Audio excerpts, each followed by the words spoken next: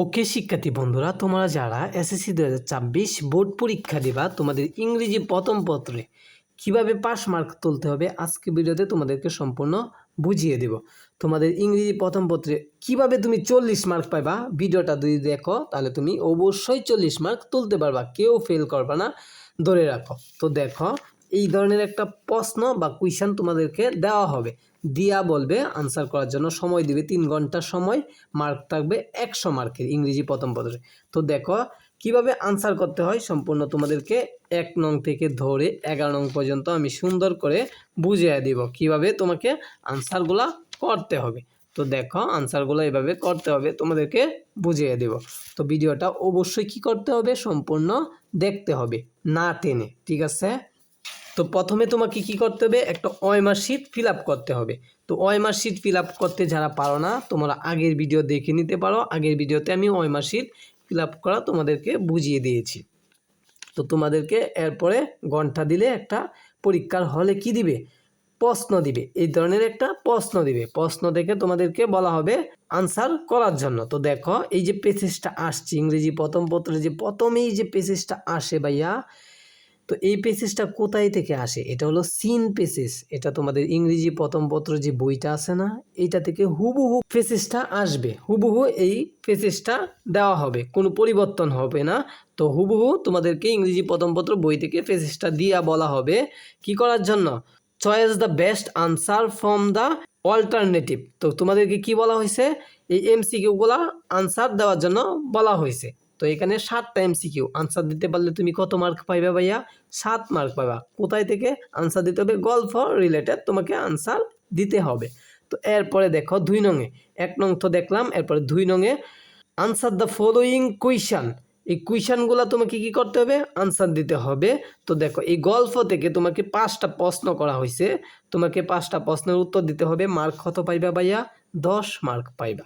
তো তোমাকে অবশ্যই কি করতে হবে, গল্পটা প্রশ্নটা হাতে পাওয়ার পর গল্পটা মনোযোগ সহকারে পড়তে হবে, যেহেতু এখানে 7 মার্ক এবং 10 মার্ক 17 মার্ক এই গল্প রিলেটেড তোমাকে আনসার করতে হবে। অবশ্যই গল্পটা বুঝে বুঝে পড়বা, ঠিক আছে। পরীক্ষা হলে হাতে নিয়ে গল্পটা তোমাকে অবশ্যই কি করতে হবে, পড়তে হবে বাংলা বুঝে বুঝে। তো এরপরে তোমাদের 3 নংয়ে আছে কি, 3 নংয়ে আসে শূন্যস্থান। তো দেখো 3 নংয়ের শূন্যস্থানে কত মার্ক, 5 মার্ক থাকে। তো প্রথমে তোমাকে এমসিকিউ কিভাবে আনসার করতে হবে আমি তোমাদেরকে বুঝাই। তোমাদেরকে আমি যেভাবে বুঝাবো জাস্ট এইভাবেই আনসার করবা, ঠিক আছে। আনসার টু দ্য কুইশন নং 1। দেখো কত নম্বর প্রশ্ন করা হয়েছে, তোমাকে 1 নংয়ে প্রশ্ন করা হয়েছে। তো তুমি লিখবা আনসার টু দ্য কুইশন নং 1। লিখার পরে দেখো A B C D E F G পর্যন্ত এখানে আছে, তার মানে এখানে 7টা এমসিকিউ আসছে। তো তুমি লিখবা এ, লিখবা, লিখার পরে এইখানে 4টার মধ্যে উত্তর কোনটা হবে, দেখো 4 নাম্বারটা হবে উত্তর। তো রোমান সংখ্যা 4 লিখবা, এখানে রোমান সংখ্যা 4 লিখার পরে এই শব্দটা লিখে দিবা, ডিস্টিটিউট ওমেন। তো ডিস্টিটিউট ওমেনটা তুমি কি করবা, এখানে সুন্দর করে লিখে দিবা, রোমান সংখ্যা 4 দিবা, এই যে এইভাবে লিখবা, ঠিক আছে। তো এইখানে দেখো বি নাম্বার লিখবা, লিখার পরে এখানে উত্তর হবে, যেহেতু রোমান সংখ্যা 2, তো রোমান সংখ্যা 2টা লিখে জাস্ট এইটা লাইনটা তুমি সুন্দর করে লিখে দিবা। জাস্ট তুমি কি করবা, 7টা এমসিকিউ এভাবে আনসার করবা। তো ধরে নেই তুমি 7টা এমসিকিউ, ইনশাল্লাহ 5টা এমসিকিউ হবে তোমার, ঠিক আছে। এরপরে দেখো আনসার টু দ্য কুইশন নং 2। তো এই যে দেখো এখানে আনসার টু দ্য কুইশন নং 2 কেন লেখা হয়েছে, এই যে 2 নং প্রশ্ন করা হয়েছে, এই জন্য তুমি লিখবা আনসার টু দ্য কুইশন নং 2। এ লিখার পরে এ নাম্বার। তো এ নাম্বারটা যখন তুমি আনসার দিবা, তো এ নাম্বার লিখে জাস্ট লিখা শুরু করে দিবা প্রশ্নের উত্তরটা। কোথা থেকে লিখবা, গল্প রিলেটেড তোমাকে উত্তর দিতে হবে। তো অতখানি লিখে দিবা, ঠিক আছে। 3 থেকে 4 লাইনের ভিতরে লিখে দিবা, যেহেতু একটা প্রশ্নে মার্ক থাকবে 2, তুমি 1 লাইনে উত্তর দিতে পারবে না, ঠিক আছে। অবশ্যই তোমাকে 3 থেকে 5 লাইনের ভিতরে লিখবা, ঠিক আছে। এরপরে দেখো এভাবে তুমি কি করবা, দ্বিতীয় প্রশ্নটা, তৃতীয় প্রশ্নটা, চতুর্থ প্রশ্নটা, পঞ্চম প্রশ্নটা লিখে দিবা। লিখে দেওয়ার পরে তোমাকে কি করতে হবে, 3 নং আনসার করতে হবে। শূন্যস্থান কিভাবে, আনসার টু দ্য কুইশন নং 3। তো এই যে শূন্যস্থানগুলো এখানে যেগুলো উত্তর হবে, জাস্ট তুমি এইভাবে 5টা শূন্যস্থান লিখে দিবা, 5 মার্ক পাইবা। তো 5টা শূন্যস্থান লিখে দিবা। এরপরে দেখো, তো ধরে নিলাম আমি 7টা এমসিকিউ এর মধ্যে 5 মার্ক পাইবা। এরপরে কুইশনে 10 মার্ক, 10 মার্কের মধ্যে তুমি কত মার্ক পাবা? ধরি 5 মার্ক পাবা। তো এখানে 5 1 নঙে, 2 নঙে ধরি 5 মার্ক পাবা। ধরি 3 নঙে তুমি কোনো মার্কই পাইলা না, তো 4 নংটা আমরা দেখি। 4 নঙে অবশ্যই তুমি 5 মার্কের মধ্যে 5 মার্ক পাইবা। কিভাবে পাইবা আমি তোমাদেরকে বুঝাই দিচ্ছি। দেখো, এই যে গল্পটা আসছে, গল্পটাকে বলা হয়েছে 4 নং এবং 5 নং উত্তর দেওয়ার জন্য। তো শিক্ষার্থী বন্ধুরা দেখো 4 নঙে কি আসছে। 4 নঙে আসছে একটা টেবিল। টেবিলটা অত্যন্ত সহজ যদি তুমি বুঝো।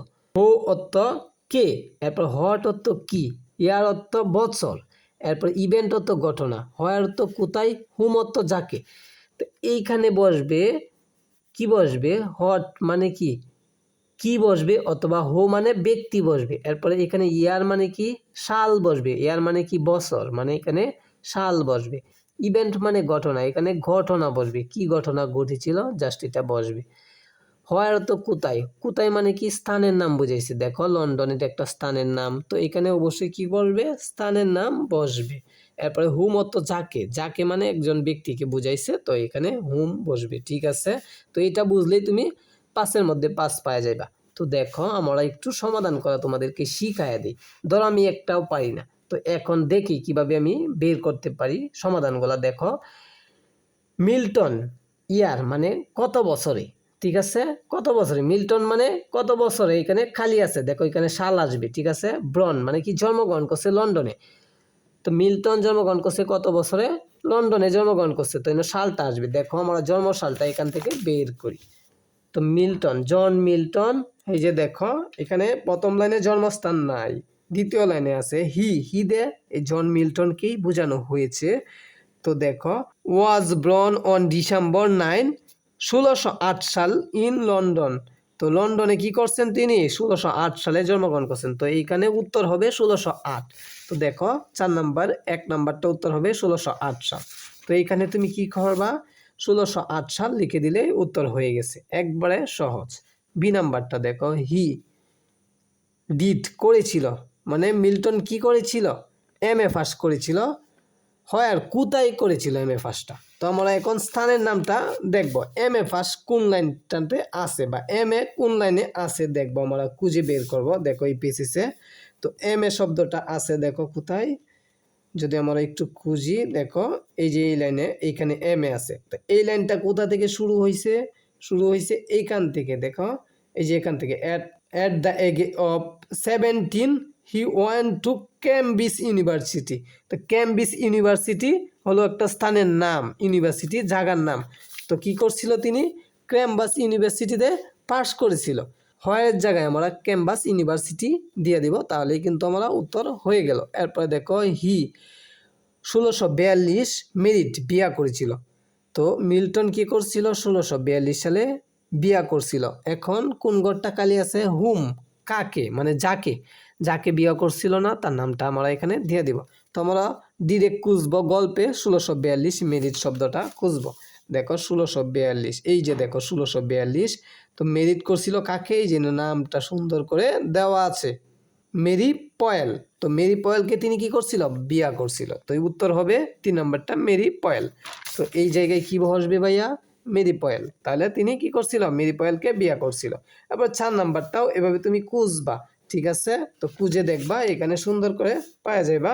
তো দেখো এই শব্দটা খুঁজে দেখি আমরা এখানে পাই কিনা, প্যারাডিস লাস্ট, প্যারাডিস লাস্ট এই শব্দটা এখানে পেয়ে গেছি, তার মানে এটা হবে উত্তর। এরপরে 5 নম্বর লাইনটা দেখো, 5 নম্বর লাইনটা একটু মনোযোগ সহকারে বুঝো। মিল্টন 1974 সালে ইভেন্ট, ঘটনাটা কি করছিল, 1974 সালে গল্পে ঘটনাটা কি করছিল, এই ঘটনাটাই হলো উত্তর। তো দেখো এখানে 1974 সাল আমরা খুঁজবো। এট দ্য এগে অফ 16, তো 16 বছর বয়সে হি ডেট অন নভেম্বর 8, 1674। 1674 সালে তিনি কি করছিল, ঘটনা কি করছিল, 1674 সালে তিনি মৃত্যুবরণ করেছিল। এই মৃত্যুবরণ করেছিল, এই ঘটনাটা ঘটছিল। তো ডেট, তো ডেট হবে উত্তর। দেখো DIED, ডেট মানে কি করছিল, তিনি মৃত্যুবরণ করেছিল, এই জন্য ডেট হবে এখানে উত্তর।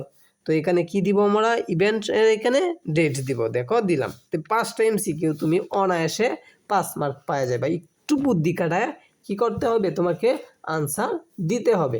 তো শিক্ষার্থী বন্ধুরা এখানে তুমি কত মার্ক পাইবা, 5 মার্ক পাইবা। তো আগে আমি বলছি 10 মার্ক, এখানে ধরো 5 মার্ক, তো তুমি 15 মার্ক অলরেডি পাওয়া গেছো। তো একবারে সহজভাবে তোমাদেরকে বোঝাচ্ছি যেন তোমরা 5 মার্ক অন্তত তুলতে পারো। এরপরে দেখো 5 নং, 4 নং শেষ, 5 নং কোন গল্প থেকে না, এই যে দেখো এই গল্প থেকে 4 নং 5 নং উত্তর দিতে হবে বলা হয়েছিল। তো 5 নংয়ে কি বলছে, write a summary of the above faces. এই যে উপরের ফেসেসটা থেকে আমাকে কি বলা হয়েছে, সামারি লেখার জন্য বলা হয়েছে। কত মার্ক পাইব, 10 মার্ক। তো 10 মার্কের জন্য আমি সামারিটা কিভাবে লিখব, এই যে এইভাবে লিখব। দেখো সামারিটা এইভাবে লিখলে তুমি 10 মার্ক পাইবে ইনশাল্লাহ। তো দেখো এখানে সামারিটা তোমাদেরকে কিভাবে লিখতে হবে আমি একটু বুঝাই দিচ্ছি গল্পের আলোকে। তোমাকে কি করতে হবে, হুবহু কপি করা যাবে না। এই গল্প থেকে এখানে যদি হুবহু কপি করো তাহলে তুমি মার্ক পাইবা কত, হ্যাঁ 5-6 পাইবা, এর বেশি পাইবা না 10-এর মধ্যে। আর যদি তুমি নিয়ম ব্যবহার করো তাহলেও 5-6 পাইবা, এর বেশি পাইবা না। আর যদি তুমি আমি যেভাবে বলবো এইভাবে লিখো তাহলে তুমি সামারিতে 10-এর মধ্যে 10 পাইবা ইনশাল্লাহ। তো দেখো এইখানে John Milton was one of the famous poets in English lecturer. তিনি একজন ইংলিশ লেকচারার ছিলেন, হ্যাঁ ইংলিশ কবি ছিলেন, ঠিক আছে। কে ছিলেন, জন মিল্টন ছিলেন। এরপরের লাইনে দেখো এখানে কিন্তু ফুল স্টপ দিয়ে লাইনটা শেষ হয়ে গেছে। এরপরে দ্বিতীয় লাইনে বলা হয়েছে হি ওয়াজ বর্ন অন ডিসেম্বর, হ্যাঁ 1608 সাল, 9 ডিসেম্বর 1608 সালে তিনি কি করেন, জন্মগ্রহণ করেন ইন লন্ডন, লন্ডনে তিনি জন্মগ্রহণ করেন। দেখো এখানে লাইনটা পরিবর্তন কি করা হয়েছে, একটু ডিফারেন্ট করে লিখবা, হুবহু কপি করে লিখবা না, একটু ডিফারেন্ট করে লিখলেই তুমি ফুল মার্কটা পাইবা। দেখো John Milton a great English poet, তার মানে তিনি কি ছিলেন, জন মিল্টন একজন ইংরেজি কবি ছিলেন। তো এইখানে কিন্তু বলা হয়েছে ফেমাস, তো এখানে ফেমাস বলা হয়েছে, আমরা কি করছি এখানে ফেমাস ব্যবহার করি না, এখানে গ্রেট ব্যবহার করছি। দেখছো ডিফারেন্সটা কই করছি।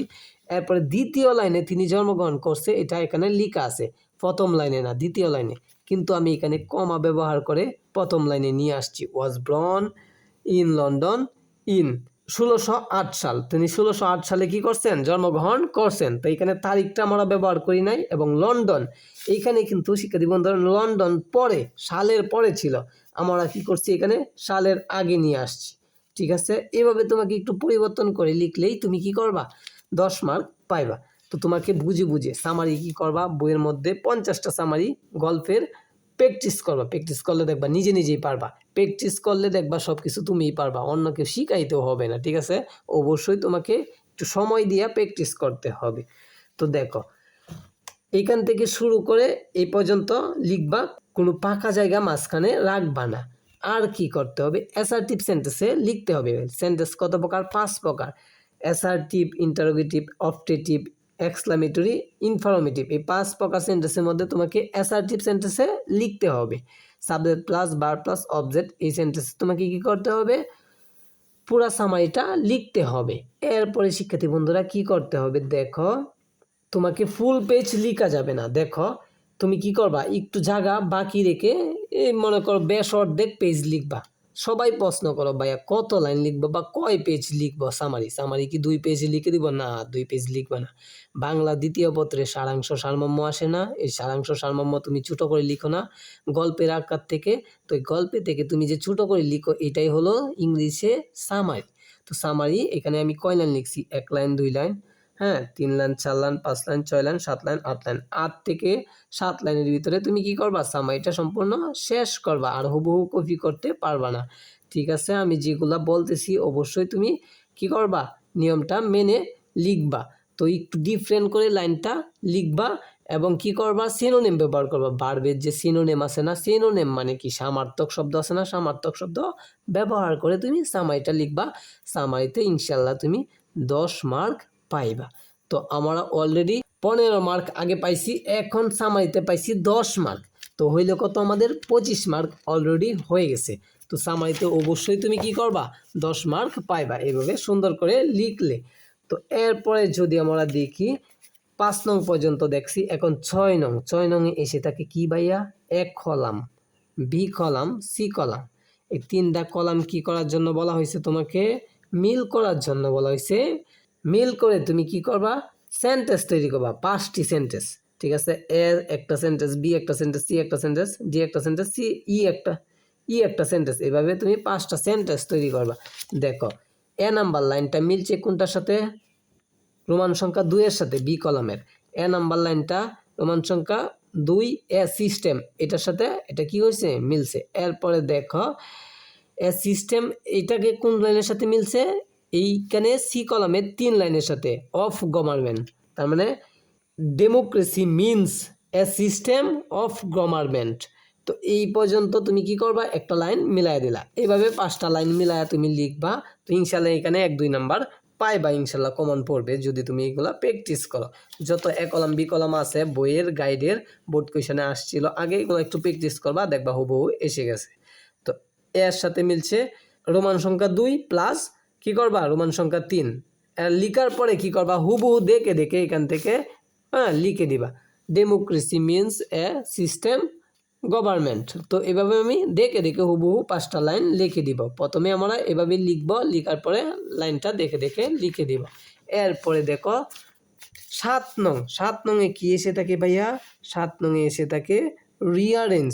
তো রিয়ারেঞ্জ দেখো 8টা লাইন তোমাদেরকে এলোমেলো দেওয়া হয়েছে। লাইনগুলা একটা গল্পকে তোমাকে এলোমেলো দেওয়া হয়েছে, এগুলাকে তোমাকে কি করতে হবে?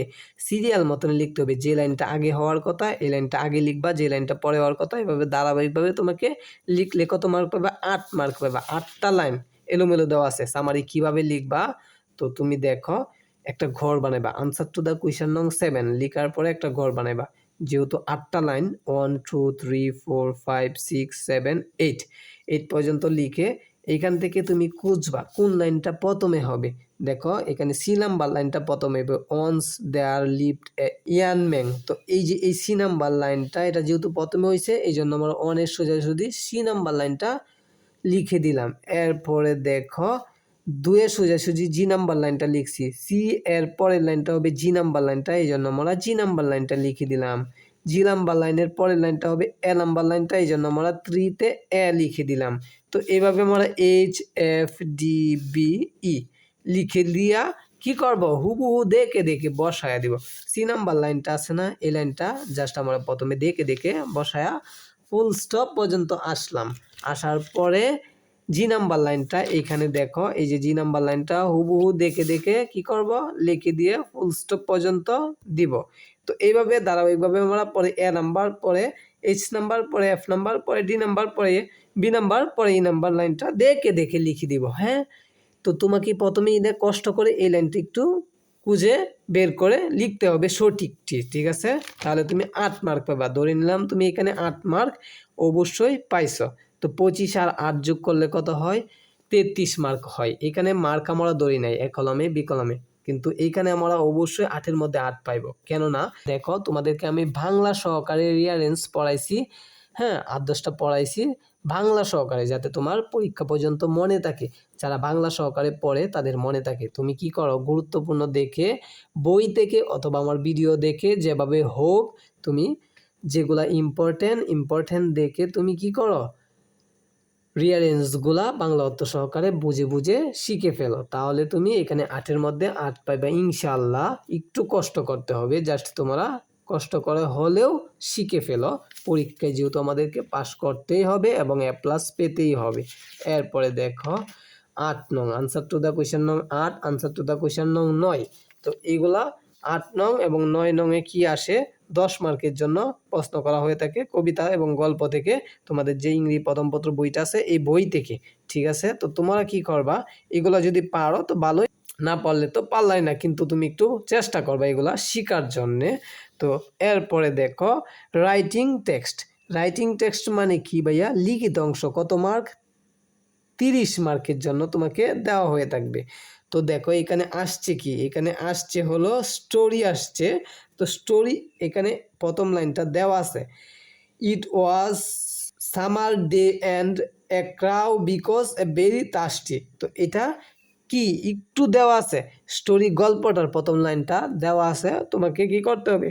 বাকি স্টোরিটা লিখতে হবে। প্রথমে স্টোরির নামটা লিখবা, লিখে বাকি স্টোরিটা লিখতে হবে। স্টোরির নিয়মও কিন্তু যারা স্টোরি একবারেই পারো না তাদেরকে স্টোরির নিয়ম দিছি, নিয়মটা মুখস্থ করে নিও। আর স্টোরি অনেকগুলা গুরুত্বপূর্ণ 10-12টা দেখে মুখস্থ করে নিও। এখানে তোমরা মার্ক কত পাইবা? অবশ্যই 15-র মধ্যে মনে করো 8-10 যাতে পাও এমন একটা ব্যবস্থা করে পরীক্ষার হলে যাওয়ার চেষ্টা করবে ইনশাল্লাহ। এরপরে দেখো কত নং? 11 নং। 11 নংয়েও 15 মার্ক। কি এসে থাকে ভাইয়া? নিউজ পেপার আসছে। নিউজ পেপার কি আসছে? ডায়লগ। ডায়লগ মানে কি? কৌতুকপন। তুমি এবং তোমার বন্ধুর মধ্যে নিউজ পেপার নিয়ে আলোচনা করলা না, এটাই হলো ডায়লগ ভাইয়া। তো ডায়লগ তুমি কি করতে হবে? 10-12টা দেখে মুখস্থ করে নিবা। আর যদি না পারো তাহলে তুমি ফরম্যাট দিছি তোমাদের ডায়লগের যে ফরম্যাটটা আছে না ভাইয়া, এই ফরম্যাটটা মুখস্থ করে নিবা। ফরম্যাটের মাঝখানে 2 লাইন খালি নিউজ পেপার সম্পর্কে লিখে দিবা। 15-র মধ্যে ইনশাল্লাহ তুমি 12-13 পাইবা। তো তোমাকে কি করতে হবে? ডায়লগ মুখস্থ করতে হবে, ফরম্যাট এবং স্টোরি ফরম্যাট মুখস্থ করতে হবে যদি তোমরা অনেকগুলা মুখস্থ না করতে পারো। তো এখানে 15-15-30-এর মধ্যে ইনশাল্লাহ তুমি 25 পাওয়ার চেষ্টা করবা। আর এদিক দিয়ে আগে তোমাদেরকে বুঝাইছি 33, এখন ধরো এখানে ধরো কত? 25 ধরো। তো 25 ধরলে ভালো একটা মার্ক পাইলা, তুমি 50-এর উপরে ইংরেজি প্রথম পত্রে পাইয়া গেলা। তো তোমাদেরকে নেক্সট ভিডিওতে ইংরেজি দ্বিতীয় পত্র নিয়ে বুঝাবো কিভাবে তুমি আনসার করলে পাস মার্ক তুলতে পারবা। তো সকলকে ধন্যবাদ ভিডিওটি দেখার জন্য। এবং তোমাদের মতামত ভাইয়া, তোমাদের মতামত যেগুলো আছে, কুইশন যেগুলো আছে কমেন্ট বক্সে জানিয়ে দাও। আমরা কমেন্টের উত্তর দেওয়ার চেষ্টা করব ইনশাল্লাহ। তো সকলকে ধন্যবাদ জানিয়ে ভিডিওটা শেষ করতেছি।